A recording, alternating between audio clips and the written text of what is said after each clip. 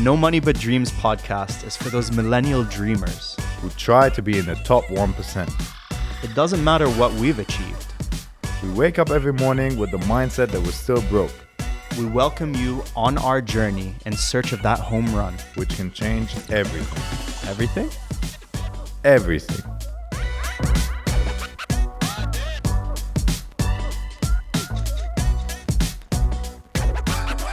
Welcome back, guys, to another episode of the No Money But Dreams podcast. Today, we're going to be talking about a subject which I think both in the corporate world and also as an entrepreneur is extremely important. Hope you guys get something which is a good takeaway on how you can conduct yourself as a better leader. This episode is called Be a Leader. Are you a great leader? Ooh, that's a difficult question. What does a great leader mean to you? Do you have to inspire people, lead by example? Yeah, I mean, I can, let's be humble. Let's stay humble and not say that we're great leaders, but let's go through some of the characteristics that we think we have within us, what makes us good leaders. Yeah, what have we learned so far that has worked in positioning ourselves as leaders in our respective organizations? Yeah, for me, I mean, you always say that to me. I can get people hyped. You right? are the biggest hype man ever. I can completely agree and attest to that. So, inspiring people is how I try to lead, right? Mm-hmm. I understand that I can't do everything myself, right? And to get to a certain outcome, you need to inspire people. And you need to be able to get someone to be motivated to do something. So inspiring is one thing. The second thing is, I don't think that anyone gets inspired if you don't lead by example. Yeah. If you can't actually show them, I can do your job, I can do whatever is asked and lead by example. And for me, that means sometimes, I still deal with the most difficult cases that come across the board. I try and solve them, right? And it doesn't matter whether it's a Saturday night or 1 a.m. in the morning, I'm there to solve them. And that then means that the person that I helped solve a case or push an agenda forward respects me, right? And that is something that more people should be doing. Anyways, that's how I try to lead. Just on one point there, and I think it's also, a leader doesn't need to take credit for everything also. What I find myself doing, which has been super effective, is sometimes I'll give an idea to somebody outside of a meeting. And in the meeting, if they don't think about bringing it up, I'll prompt them that, by the way, that was such a great idea, Tarik, that you had brought up about A, B, C, D, F, G. And you can just see them smile like, I forgot to say it or something like that. But you're giving them credit straight away because I don't need all the credit. No. I only care about the end result, which is a successful business or hitting my KPI numbers, and whatever I need to do to get there, it doesn't really matter because I'm the one accountable. If you're in a managerial position, for example, which this doesn't necessarily apply only to managers, which we'll get into. But if you have a KPI to make X amount of revenue, whether someone's opinion or your opinion in the meeting in front of the CEO came across, doesn't matter as long as it was executed on it and we reached the KPI, And I think a lot of people forget about that when trying to be a leader, when they're trying to be a manager, and they focus on trying to get the limelight on them all the time. You know what I mean? Yeah, I think this is actually something that is really important, that people don't do that. They don't take the credit for things that other people did. Yeah. And especially if you're in managerial positions, it's very easy to do. And a lot of people do that. Yeah. Something works out and all of a sudden you show your boss, it was me. It was my team. Yeah, exactly. But it wasn't you. And so you shouldn't be claiming. Yeah, it was Andrea who was the secretary to someone else who gave the idea. And you should give that person the credit so that they can also be seen as someone that has done something good. And that's important for them, their self-esteem. And then why would they come up with more great ideas if they never get credit for it? Exactly. And another point how I think that I can claim to be a good leader is that if you go back, I've now worked for 4 or 5 different kind of organizations. And if you go back and speak to some of the people that were colleagues or in my teams, and you ask them, would you join that person again if they started something new? I think a lot of people would say, yeah, I would.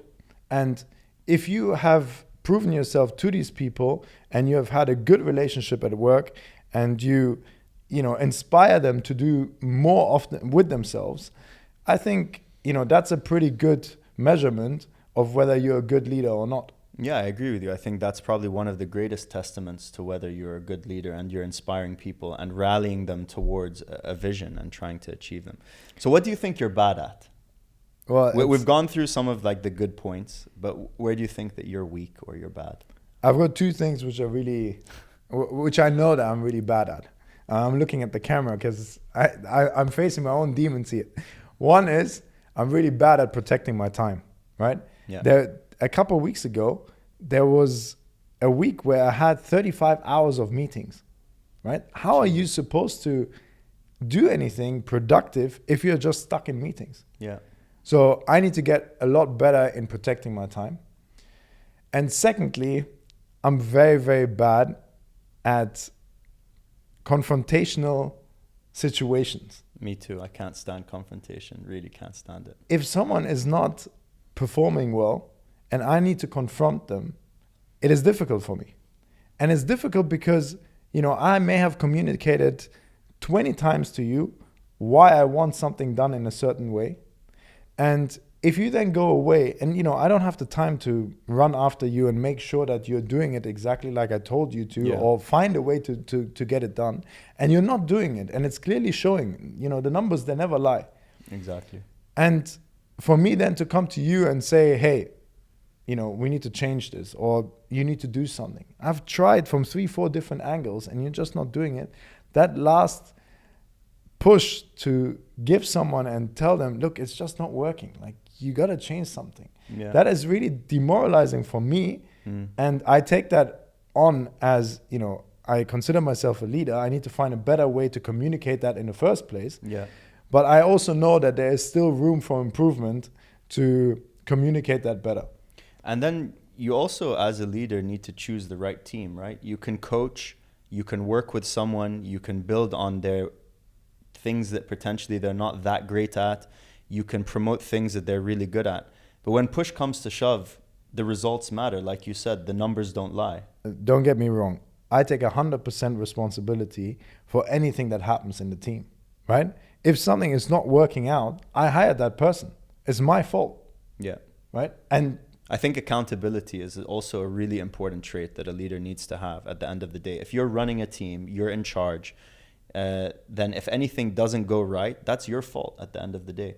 Yeah, and there's no beating around the bush. It's your fault. And if you then try and offload your responsibility and say, no, it's that person's fault. No, it was your fault. Yeah. You didn't coach them right. You hired them. There's so many different reasons why it didn't work out. Just excuses. Just excuses. Exactly. So, Alex, what makes you a great leader? I think the first, especially in my line of work when it comes to Burger28, I believe that in the restaurant industry, in hospitality, in F&B, you have to lead by example. And we're talking about, at the end of the day, what's making you the money is the food being cooked and the food being served.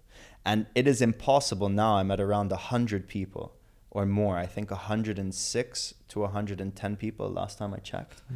It is impossible to have to micromanage each one of those, number one. Even though you would love that. Even though I would love that, as I am a micromanager. But you have to show them that you're on their same level at times. You know what I mean? I think people who go into the F&B industry with a big head thinking that they're just going to open a restaurant and be able to sit in an office, it doesn't work like that. No matter what business you have, you got to be on ground zero. And one of the first things I did understanding this, and this was kind of innate in me, and I did learn a lot of this in Africa. I learned a lot of my management skills, people management, and trying to get people rallied behind a vision from my experience in West Africa. But on the second day we opened Burger28, I told all the staff to go home except for me and the supervisor. Keep in mind, this is 1 a.m. Thank God we were really, really busy. There was a mess everywhere. And me and the 2 supervisors cleaned the whole store. And I know that reverberated through my staff that, oh, wow, he's even willing to scrub the floor. He's willing to clean the fryer. He's willing to do everything. And that puts you in such a different perspective, and such a different place in people's eyes. Yeah, I mean, it's leading by example. Yeah, it's leading by example. It's inspiring because I don't have to do that. I could just bark that you do it. You know what I mean? And it just puts you on a level playing field with your team. And I think that that is really, really important. I mean, what is important there is that you would never ask anything of anyone that I couldn't do myself. Exactly. There's one exception, which is when you admit that someone is way better than you and you say, you're better, you make the decision. You know, I think that that's also something that I've learned. And taking away from that, like even in the process, you need to be able to go and cook the burgers yourself. You can't be barking at somebody, do it faster, or it's not on time, or it's this and that, if you yourself can't go and perform at the same level or better than the individual that you're telling to work better. How do you have the authority? Leadership is earned. Yeah? You could be an authoritarian. You could say, you have to do this. Doesn't mean somebody actually would follow you or they want to do it. And I think this is a really important topic that people need to keep in their minds when they're doing anything that goes around, how can I be a better leader? Yeah. And I think, you know, another great example that we can bring in here is we have talked about the pandemic and how, you know, we were struggling. And you were struggling across all your shops. And I think here what was really good was that you were there. Present, right? Yeah. You were present. And I think this is another quality that a leader needs to have. When there's difficult situations, don't just be there for the glory. Be there when it's difficult. Exactly. Right? And this doesn't mean that you need to be the one running the shop or owning the shop or the manager.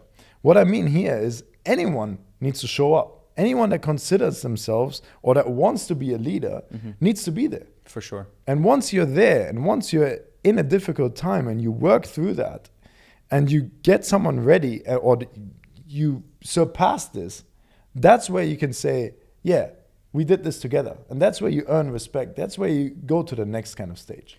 And I very much look at leadership. I think the easiest analogies with leadership is obviously military analogies. You know what I mean? When the leader of the pack goes headfirst into the danger and everybody follows because they believe in him and they believe in the vision. And I myself have read a lot of books, and I would like to bring up Simon Sinek, who is a really, really inspirational author and advocate of leadership. And he's just so interesting in the perspectives that he and the examples he gives on how to build a company where it's okay to make mistakes and you feel comfortable and safe in your job.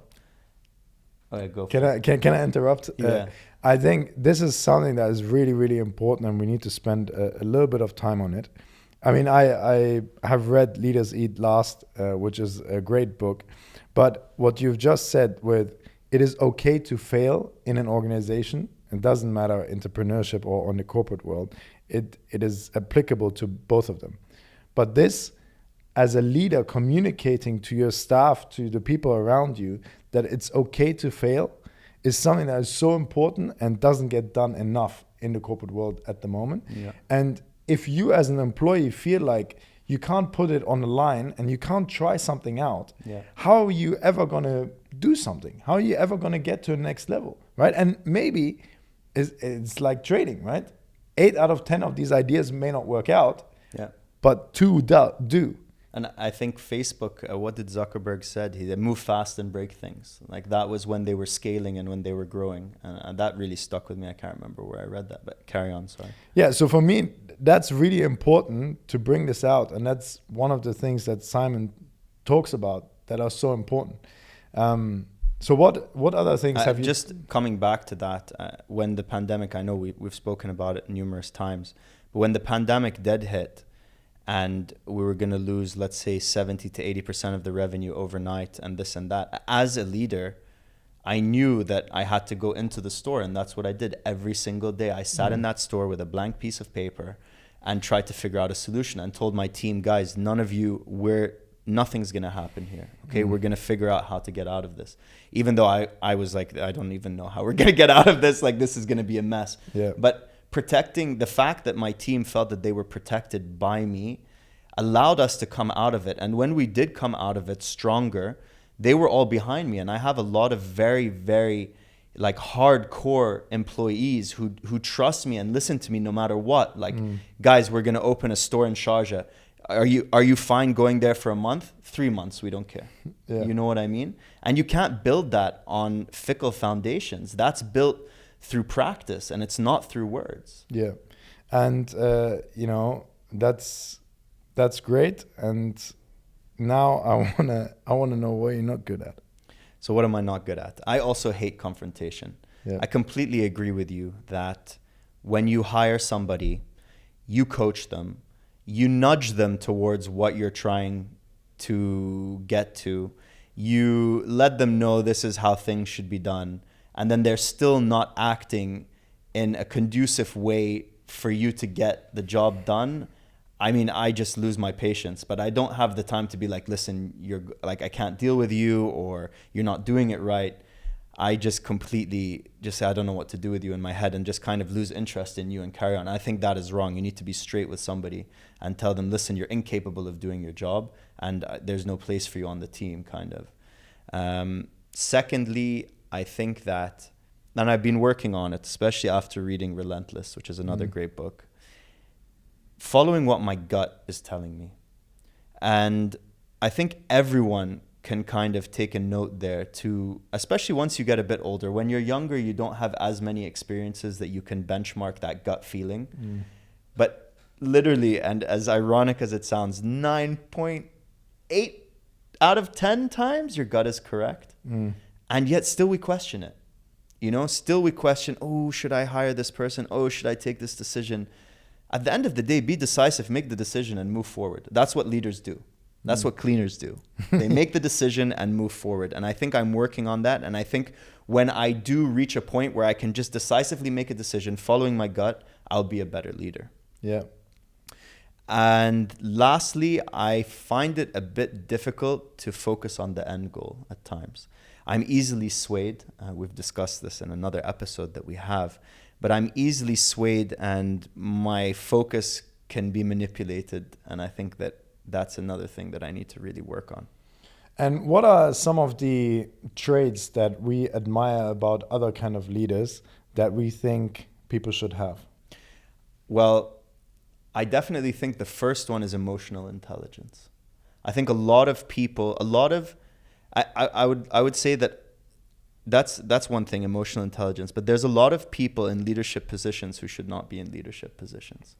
They're just given that position for whatever reason. Just because you started a company doesn't mean that you're the right person to run the company. Just because you had a great idea and you got funding doesn't mean you're the right person to be leading a group of a group of people towards an end goal. And emotional intelligence is definitely one of the key factors there. What does it mean to you? Where have you seen emotional intelligence in your day-to-day? I mean, for me, it's reading the situation. You know, understanding when it's the right time to speak about things, when is the right time to buckle under and be a bit like harsh, when to let go, when to give the pat on the back, when to say, you know, you could do this a little bit better. And who does that? Me. No, I mean, who does that generally? I mean, I know that you feel quite passionate about, you know, hiring women. Oh, definitely. So that's something which, if any entrepreneur is watching this, I really, really suggest that you look at having at least half and half of your team, your senior leadership team and leadership team being women. Because women are so much more in tune with their emotional intelligence. And because they're in tune with their emotional intelligence, they find it so much more natural to gather people behind and rally them towards an end goal, because they know how to treat individuals. They don't just blanket something. You know, they take the time to understand what a problem is. They take the time to understand the individual. And in the long run, that's what you need to get people behind you and get people sold on your idea and get people hyped. You're going to get a lot of brownie points for this one. Oh, yeah. And, okay. And then the other one that both of us admire in great leaders, and I think this comes back to Elon Musk, is pure determination. Yeah. This is something that as a leader, it doesn't matter what the situation is, whether you're up or down, you're determined and you know where you're going. And it doesn't matter what someone around you is telling you, whether you get funding or whether someone likes your idea or not. It doesn't matter. You just keep going, right? And that's something that really great leaders, you can see that throughout. And yeah, it's a trait which keeps popping up, and I think that everyone can take a note from that all the little hurdles along the way of getting to the end result don't matter, as long as you're fixated and focused on what it is you're really looking to achieve. And if we go a little bit more controversial, do you think that everyone should be a leader? No, I don't think that everyone should be a leader, but I do believe that you can learn how to be a better leader. I think that there's a lot of life experiences which prompt you with the skills that it takes to be a leader, but I think it can be taught. I think you can work on it. And I think that everyone should take the time, to read about leadership and practice it in their day-to-day, no matter which level in an organization you are. The more leaders that there are in an organization and the more conducive the environment is, I think there's only a positive externality to that. I'm going to disagree with you, and I'm going to say that everyone should be a leader. And what do I mean by that? I don't mean that everyone should be leading a team or should manage people or should open their own business, but everyone should be their own kind of leader. And what that means is you need to go out. It doesn't matter what your job title is. You need to show the qualities that a leader has. Mm-hmm. Because how are you ever thinking of advancing your career or advancing in life if you don't lead by example, if you don't know how to inspire other people, if you don't know how to be accountable for your own kind of actions? Yeah. Right? And that's what I mean. I want people to not think, oh, I'm not the manager. I don't care. Yeah. It's not my business. I don't care. If more people thought, I'm going to do everything like the owner would do. Yeah. Whether it's right or not, the result, it doesn't matter. But if you approach your job and go in and say, hey, I'm going to do everything that I can and lead here to get a better outcome for myself, but also for the situation around me, I think would be a lot better off. And that accountability or that, I don't know what the word is, but to feel that you are in charge of your outcome and helping others around you is a really, really powerful thing that I need more people to believe in. Yeah, and I can attest as a business owner, I mean, at the end of the day, if there's one thing that I could tell any of my employees, it would be work as if this was yours. I just thought of that now. It's crazy, right? Did I move you?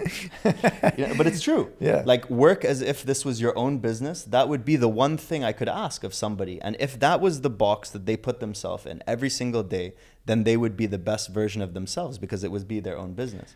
And that comes from inspiring people, but it also comes from there's a trust. Man, I need to say one more thing about this. When I travel on business trips all the time, right?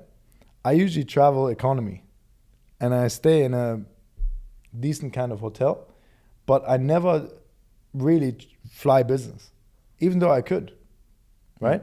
And that's, if it was my own business, I wouldn't want to spend all that money for, a 4, 5, 6, 7 hour flight. Yeah. It's 5 times as much. There's no business case for business class, right? But if more people thought like this and they didn't think, oh, I'm going to try and get whatever I can out of the organization. Yeah, milk as much as I can, yeah. Exactly. I mean, that is a two-sided coin, right? People also need to feel like they're being valued and they're getting something for it, right? But I don't feel that I need to do that to, I think that is one part of leading, to decide how you're going to conduct yourself. Yeah. So how would you compare this concept of like a manager and a leader? Are they the same or are they a bit different? No, very, very different. You could be in the absolute exact situation. You could both be managing a team, but the manager, for example, demands of its team something. The leader tries to inspire his team to get to a certain point. Yeah. The manager micromanages you the leader is probably a macro manager, Yeah. right? What do you think? What's the difference between a manager and a leader? I mean, I think exactly like you said, a leader inspires.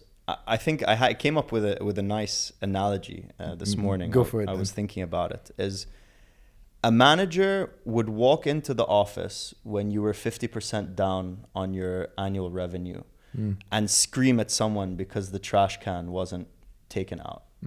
A leader would walk into the office in that situation, take care of the trash can, and just carry on with his day.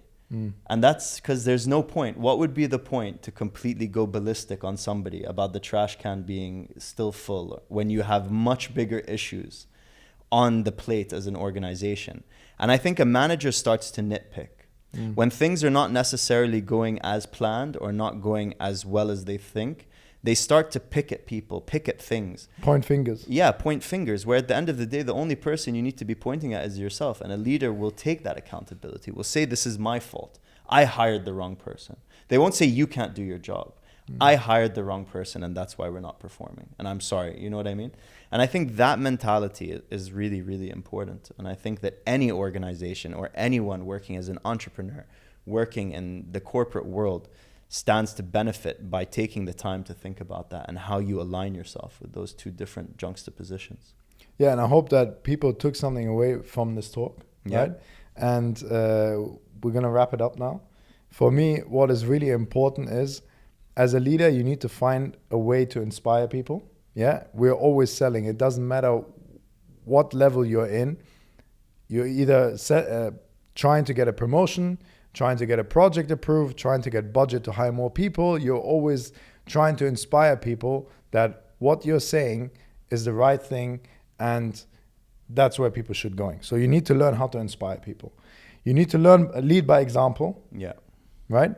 And for me, I always like to work on my strength or deploy my strength, and I try not to go at the weaker points, right? And there's obviously different kind of schools of thought, and some people work on their weak points, but I really think that if you have identified your strong points, you should really go for them and deploy them.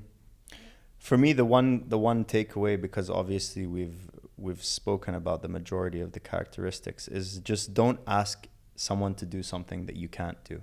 Yeah. And I think if you follow that, you're going to gain the respect of your team. Guys, thank you so much for listening until the end. It's been a pleasure, and have a lovely day. Thank you so much. Go outside and be a leader. Be a leader.